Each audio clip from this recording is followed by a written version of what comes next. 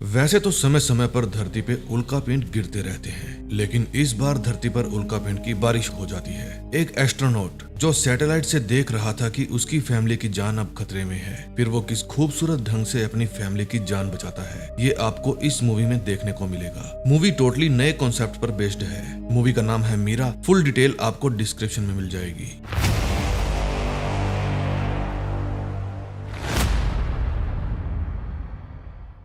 ये है मूवी की मेन कैरेक्टर लेरा। ये अपनी मॉम और सौतेले डैड के साथ अपने कॉलेज जा रही है। इनके साथ इसका सौतेला भाई भी है। आज लेरा की चैंपियनशिप है। लेरा जीतने के लिए खूब जी जान लगाकर दौड़ती है। लेरा का जीतना तय था, लेकिन उसका बॉयफ्रेंड जिसका एक हाथ इलेक्ट्रिक है, वो फायर क्रैकर जला देता है। अब लेरा को लगता था आग से डर, क्योंकि बचपन में उसके साथ एक घटना हो गई थी, जिसके बारे में मैं आपको आगे बताऊंगा। आग देखकर वो डर जाती है और वहीं पर रुक जाती है। चैंपियनशिप कोई और ही लड़की जीत जाती है। ये है जॉन। ये लेरा का रियल डैड है। ये रूसी स्पेस स्टेशन में काम करता है। ये अपना ज्यादातर समय अपनी वॉइस असिस्टेंट मीरा के साथ बातें करता है। मीरा किसी भी वॉइस असिस्टेंट से बहुत ही ज्यादा समझदार है। जॉन का काम है धरती की तरफ कोई भी खतरा आता है तो उसके बारे में अर्थ पर सबसे पहले खबर देना और यहाँ नए नए परीक्षण करना। तभी जॉन का सीनियर आता है और उसे कहता है कि हम यहाँ पर जो काम करने के लिए आए हैं वो करो। सरकार ने हमें इतना खर्चा करके स्टेडियम में तुम्हारी बेटी का मैराथन देखने के लिए नहीं भेजा। फिर वे अपने सीनियर को रिपोर्ट करते हैं कि उल्कापिंड का एक समूह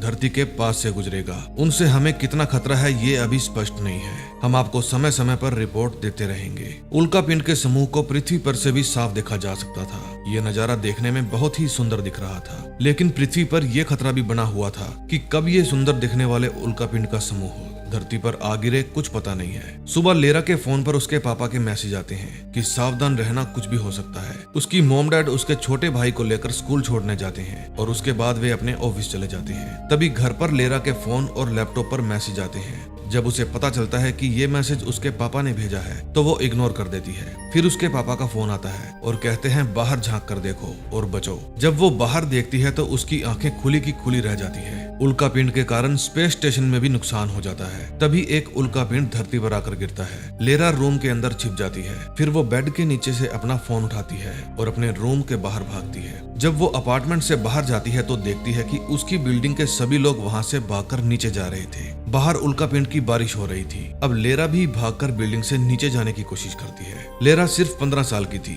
और उसे बिल्कुल नहीं पता था कि ऐसे हालातों का सामना कैसे करे। फिर वो भीड़ में जाने की बजाय बिल्डिंग से बाहर कूद जाती है। वहाँ चारों तरफ अफरा तफरी मची हुई थी। तभी उसे उसका बॉयफ्रेंड मिल जाता है और वो लेरा को लेकर वहाँ से सेफ जगह जाने की कोशिश करता है। लेकिन यहाँ पर कोई सेफ जगह होती तो वे जाते। यहाँ हर तरफ तबाही का मंजर था। तभी एक बिल्डिंग के ऊपर से मलबा गिरता है और उसका बॉयफ्रेंड उसके नीचे दब जाता है। तभी लेरा को भी कोई कार ठोक देती है। उस कार को बड़े ही भले मानस चला रहे थे। फिर वे नीचे उतरकर लेरा को संभालते हैं और उसे उठाकर अपनी कार में ले आते हैं। लेरा बेहोश थी। पता उन बूढ़े पति पत्नी को भी नहीं था कि जाना कहाँ है, लेकिन वे कार को भगाते रहते हैं। तभी लेरा को होश आता है। बूढ़े पति पत्नी को खुशी होती है कि वो बिल्कुल ठीक ठाक है। लेरा देखती है कि बिल्डिंग की बिल्डिंग टूटकर ढेर हो रही थी। तभी उनकी कार के सामने एक बड़े से ट्रक का एक्सीडेंट हो जाता है और रास्ता ब्लॉक हो जाने के कारण उन्हें अपनी कार से निकलना पड़ता है। फिर लेरा देखती है कि वहाँ भी बिल्डिंगें टूटनी शुरू हो गई थी, इसलिए वो अपनी जान बचाकर एक मॉल के अंदर घुस जाती है। उन बड़ी बिल्डिंग्स के टूटने के कारण एक बड़ा सा रेत का तूफान आता है और मॉल को चकनाचूर कर देता है। स्पेस स्टेशन में जॉन को भी होश आ जाता है। वो मीरा से पूछता है क्या हुआ था। फिर मीरा उसे कैमरा फुटेज दिखाती है। अब जॉन को नहीं पता था कि कौन सा मेंबर किस हिस्से में है और क्या कर रहा है। फिर वो मीरा को कहता है कि पृथ्वी पर कहां कहां ज्यादा हानि हुई है।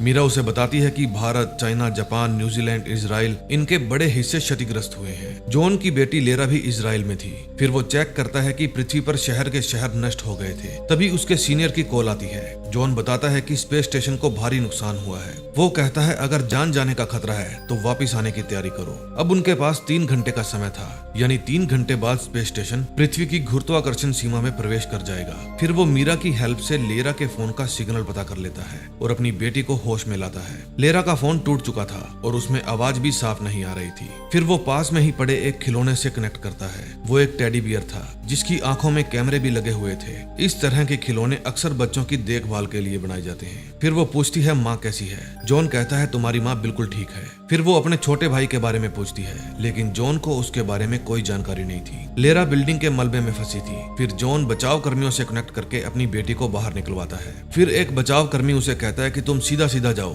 बिल्डिंग से दूर रहना, खतरा अभी भी बना हुआ है। फिर जॉन अपनी वाइफ के पास कॉल करता है और उसे बताता है कि लेरा और मैं बिल्कुल ठीक है। लेरा पूछती है कि मेरा छोटा भाई कहाँ है। तभी वहाँ उसका स्टेप डैड आता है और बताता है कि बचाव कर्मियों ने स्कूल के सभी बच्चों को निकाल लिया है, लेकिन उनमें हमारा बेटा नहीं था। इसका मतलब वो अभी भी उसी बिल्डिंग में है। बिल्डिंग लेरा से कुछ ही दूरी पर थी। जॉन चेक करता है कि उस बिल्डिंग की हालत काफी खस्ता थी। जॉन लेरा को वहां जाने के लिए कहता है, लेकिन इतने में बैटरी डाउन हो जाने के कारण सिस्टम बंद हो जाता है। फिर मीरा उसे बताती है कि बोर्ड इंजीनियर स्टेशन में अभी भी बैटरी फुल चार्ज है। फिर वो चेक करता है कि उल्का पिंड के कारण उस स्टेशन पर जाने का रास्ता टूट चुका है। उधर लेरा उस बिल्डिंग की तरफ चली जा रही थी। उस एरिया में कोई भी इंसान नहीं था। वो चलते चलते उस बिल्डिंग के नीचे पहुंच जाती है। फिर वो बिल्डिंग के अंदर जाती है और अपने भाई को आवाज देती है। उधर जॉन स्पेस सूट पहनकर तैयार हो जाता है और इलेक्ट्रिक वायर लेकर बोर्ड इंजीनियर स्टेशन की तरफ जाने लगता है। वो जगह उससे 18 मीटर दूर थी, लेकिन वो हिम्मत करके अपने आप को उस तरफ धकेलता है। उसका बैलेंस बिगड़ जाता है,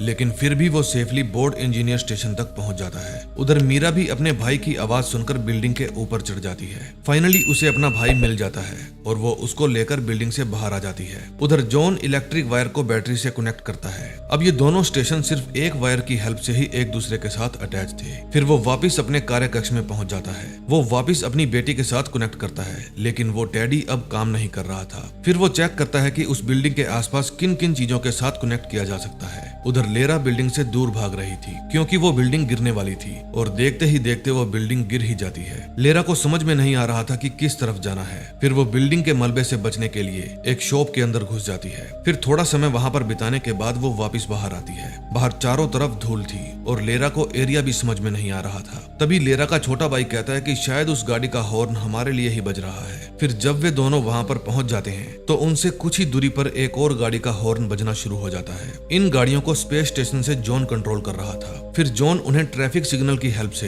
रास्ता बताने की कोशिश करता है। लेरा सीसीटीवी में देखकर समझ जाती है कि उसके पापा उसे देख रहे हैं। जॉन हर उस चीज से उनकी हेल्प करता है जिससे वो कनेक्ट कर पा रहा था। अब उन्हें आगे से आगे चलने के लिए सिग्नल मिलते जा रहे थे। दोस्तों, यही तो एक पिता की पहचान है कि वे अपने बच्चों के साथ ना होकर भी हमेशा अपने बच्चों का ख्याल रखते हैं। अब वे उस जगह पहुंच गए थे जहां मिलिट्री वाले लोगों की हेल्प कर रहे थे। तभी वहां पर एक जोर का धमाका होता है और एक हेलीकॉप्टर क्रैश कर जाता है। मीरा जॉन को एक सिग्नल देकर बताती है कि वहां नदी में एक बड़ा सा जहाज है जो कुछ ही देर में विस्फोट होने वाला है। उधर लेरा अपने भाई को लेकर हेलीकॉप्टर तक पहुंच जाती है और फौजी से अपने भाई को ले जाने के लिए जिद करती है। फौजी कहता है हेलीकॉप्टर पहले ही ओवरवेट हो चुका है। तभी अंदर से उसका बॉयफ्रेंड निकलकर बाहर आता है और कहता है मेरी जगह इस बच्चे को ले जाओ। उधर जॉन अपने सीनियर को बताता है कि शहर के बीचों बीच एक जहाज फटने वाला है और अगर वो फटा तो आधा शहर राख हो जाएगा। लेकिन वो कहता है कि हमारे बचाव कर्मी और जगह पर लगे हुए हैं, हमें वहां पर पहुंचने में देर हो जाएगी। फिर जॉन अपनी बेटी के बॉयफ्रेंड के फोन पर कॉल करता है और उसे कहता है कि मेरी बेटी से बात कराओ। फिर वो लेरा को कहता है कि तुम्हें अभी की अभी यहाँ से निकलने की जरूरत है, क्योंकि एक जहाज विस्फोट होने वाला है। अगर ये विस्फोट हुआ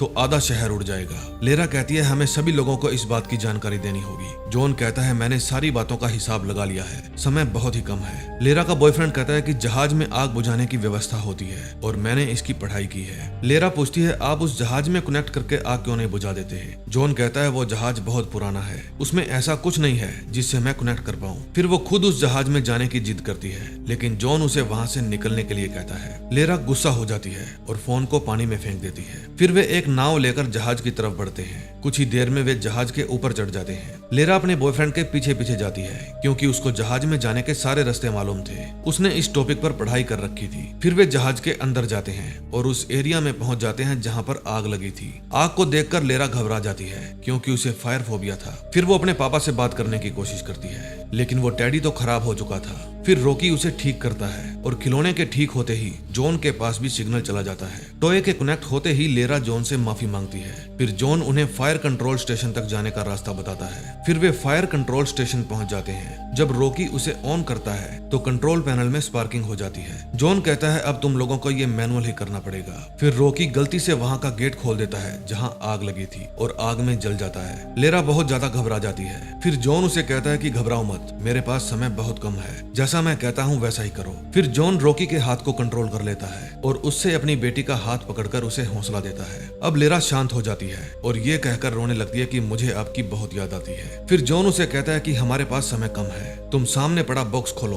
और उसमें से फायरमैन्स आउटफिट निकाल कर पहनो। जॉन का स्पेस स्टेशन भी अब पृथ्वी की गुरुत्वाकर्षण सीमा के अंदर प्रवेश कर चुका था और तेजी से धरती की तरफ जाने लगा था। उधर लेरा सूट पहन लेती है। फिर जॉन उसे अंदर जाकर वाल घुमाने के लिए कहता है। अब जॉन के स्पेस स्टेशन में तेज गति के कारण आग लग जाती है और उसका अपनी बेटी से संपर्क टूट जाता है। लेरी अंदर जाकर वाल घुमा देती है। फिर जहाज में हर तरफ शावर ऑन हो जाता है और आग बुझने लगती है। फिर वो अपने बॉयफ्रेंड को लेकर जहाज से बाहर आती है। बाहर बचाव दल उन्हें रेस्क्यू कर लेती है। तभी लेरा की नजर आसमान से गिरते हुए स्पेस स्टेशन की तरफ पड़ती है। फाइनली जॉन ने अपनी जान देकर अपनी बेटी और शहर वालों की जान बचा ली थी। हालांकि उसके पास 3 घंटे का समय था वहां से सेफली पृथ्वी पर वापस आने का, लेकिन उसने अपनी जान की परवाह किए बिना न कि सिर्फ अपने बच्चों की जान बचाई बल्कि पूरे शहर की जान बचाई। फिर लेरा अपनी माँ के पास जाती है और उन्हें बताती है कि पापा नहीं रहे। फिर वो पहली बार अपने स्टेप डैड के गले लगती है और इस दिन के लिए वो कब से इंतजार कर रहा था कि लेरा उसे आकर पापा कहे और उसके गले लग जाए। वहाँ लेरा को वो बूढ़े अंकल आंटी भी दिख जाते हैं जिन्होंने लेरा की जान बचाई थी और फाइनली ये मूवी यहीं पर खत्म हो जाती है। दोस्तों, अगर आपको वाकई में ये मूवी देखकर मजा आया है तो प्लीज मेरी आपसे रिक्वेस्ट है कि जाने से पहले सब्सक्राइब जरूर कर दें, क्योंकि ये मेरी शुरुआत है और मुझे बहुत आगे तक जाना है, जो कि बिना आप लोगों की हेल्प मुमकिन नहीं है। तो मैं मिलूंगा आपसे एक और नई वीडियो के साथ। Till then, bye bye.